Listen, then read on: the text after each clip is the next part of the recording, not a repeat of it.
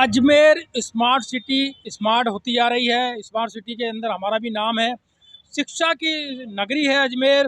राजस्थान के बिल्कुल सेंटर के अंदर हृदय स्थली है अजमेर। सारे एग्जाम यहाँ होते हैं, परंतु दुर्भाग्य की बात है यहाँ पर जो परीक्षा देने आते हैं बच्चे, उन्हें प्रशासन की ओर से कोई सुविधा उपलब्ध नहीं कराई थी। नोडल अधिकारी जो परीक्षा नियंत्रण है उनसे मेरा ये निवेदन है, आरपीएससी बोर्ड के और जितने भी परीक्षा यहाँ होते हैं तो उनके सेंटर, आप ऐसा क्या है इन प्राइवेट स्कूल वालों में, तो आप इनमें ये नहीं देते। इन लोगों ने ट्रस्ट के नाम से और बड़ी बड़ी सरकार से अनुदान लेकर के जगह जगह ले लिए। सोफिया कॉलेज और school, demonstration school, regional college, convent school, Anselm school, ऐसी कई नामी बड़ी बड़ी स्कूल हैं जहाँ पे कम से कम एक बार के अंदर 5,000 बच्चे परीक्षा दे सकते हैं। आप रोडवेज से उतरो, किसी से पूछो सोफिया स्कूल, किसी भी बाहर से आने वाले को 2 मिनट में वॉकिंग डिस्टेंस है। किसी भी नामी स्कूल में आप चले जाए, कॉन्वेंट हो, एंसलम हो, आदमी वहाँ पहुँच सकता है। मगर प्रशासन, जो अधिकारी हैं, उन लोगों ने ऐसी ऐसी जगह इन बच्चों के सेंटर दे दिए जहाँ 500 से 1,000 रुपये कम से कम किराया लगता है। उन्हें जाने में 1.5 से 2 घंटा लगता है। आप गेगल में आपने सेंटर दे दिया, आप चले जाइए पंचशील के आगे, वहाँ दे दिया आपने जो है, आप पृथ्वीराज नगर में आपने दे दिया, हरिभा उपाध्याय नगर में दे दिया, महाराणा प्रताप में दे दिया, रामगंज के आगे दे दिया, धोराई तबीजी में आपने सेंटर दे दिया, माकूपुरा के आगे दे दिया, हटुंडी में दे दिया आपने सेंटर। अरे सेंटर वहाँ देने की क्या जरूरत पड़ गई आपको? अंदर शहर के अंदर हृदय स्थली के अंदर इतने बड़े बड़े नामी ग्रामी स्कूल हैं जिनके पास कम से कम 5,000 बच्चे हैं। साथ ही मैं आपको निवेदन करना चाहता हूँ नोडल परीक्षा निदेशक से कि साहब आप इस पर ध्यान दिए, आदरणीय जिलाधीश महोदय।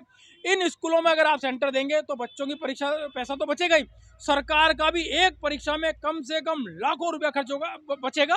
आप देख लीजिए, इस स्कूल के अंदर पानी की व्यवस्था है, सुरक्षा की सबसे अच्छी व्यवस्था है, सारे गेट बंद हो जाते हैं, इनके पास पूरा पूरा स्ट्रक्चर है, इनके पास फर्नीचर है, छाया है, मतलब ऐसी कोई व्यवस्था नहीं है जो इनके पास नहीं है। तो फिर आप इसमें सेंटर क्यों नहीं? काफी बच्चे वंचित रह गए।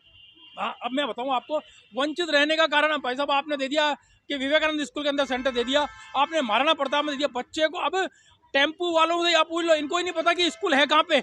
आदमी चक्कर लगाता है, तो फिर आपने खड़ा तो कर दिया यहाँ पे। जैसे आज जब आप बता रहे हो सीनियर वर्ड पे तक टेम्पू जाता है, उसके अंदर आपको 1.5 किलोमीटर अंदर पैदल चलना पड़ेगा, तो बच्चा कैसे जाएगा? अभी थोड़े दिन पहले उर्स थे, उर्स के अंदर साधन नहीं गए, जब उनको टेम्पू को यहीं से 500 रुपये मिल जाएंगे तो वो एग्जाम के लिए क्यों जाएगा?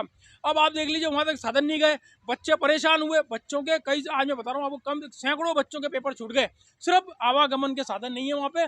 तो आदरणीय जिलाधीश महोदय और संभागीय आयुक्त महोदय से मेरा विनम्र निवेदन है, कृपा करके इस पर संज्ञान लीजिए। इन बच्चों का, जिन्होंने सालों साल मेहनत करी है, बच्चा, एक बच्चे का भविष्य है, ये पूरे परिवार का भविष्य खत्म हो गया जिन्होंने एग्जाम नहीं दिए। तो कृपा करके शहर के बीच में जो हृदय स्थली में बड़ी बड़ी नामी प्राइवेट स्कूल है ना, इसके अंदर आप सेंटर दीजिए, जिससे बच्चों का भी पैसा बचे, सरकार का भी पैसा बचे, उनका परीक्षा समय पे हो, और पेपर आउट होने की बिल्कुल संभावना नगण्य है इस स्कूल के अंदर।